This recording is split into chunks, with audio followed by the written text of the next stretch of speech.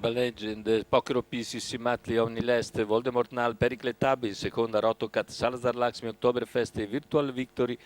I favori in chiusura sono per Voldemort Nal, Patrick Romano, numero 5 dello schieramento, macchina che stacca, veloci in avvio, soprattutto Omni Lest e Voldemort Nal che si staccano in lotta, seguiti da Poker OP e Sissi Matley.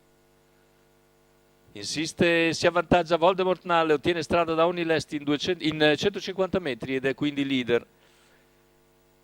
200 iniziali completati in 14,8 con leader dunque Voldemort Nall su Onilest, Poker OP, poi Sissi Matley, ancora Urban Legend, via via tutti gli altri con all'esterno il tentativo di risalita da parte di Pericle Tab.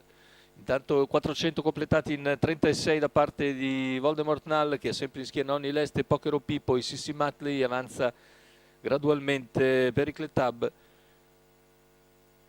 e avvicina Onilest in seconda posizione.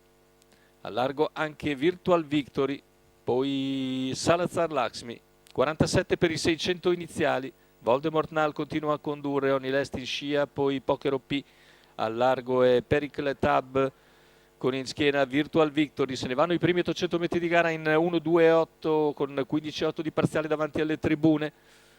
Situazione invariata anche sulla penultima curva, continua a scandire il ritmo tutto sommato moderato il leader Voldemort Nall che completa 1 chilometro in 1:18,6. Cala Pericle Tab all'esterno, sposta Poker OP a 500 dalla conclusione, va su Onilest e cerca di avvicinare Voldemort Nall che a questo punto cercherà di cambiare il ritmo. Siamo a 400 dalla conclusione, il parziale ora in 14,9. Poker OP prova ad avvicinarsi insieme a Sissi Matley che è spostato a sua volta dalla corda. Ultima curva, a metà della quale in vantaggio Voldemort Nall. Poker OP supera a sua volta Onilest e cerca la schiena di Voldemort Nall, seguito da Sissi Matley, retta d'arrivo, Voldemort in vantaggio, inseguito da Poker OP.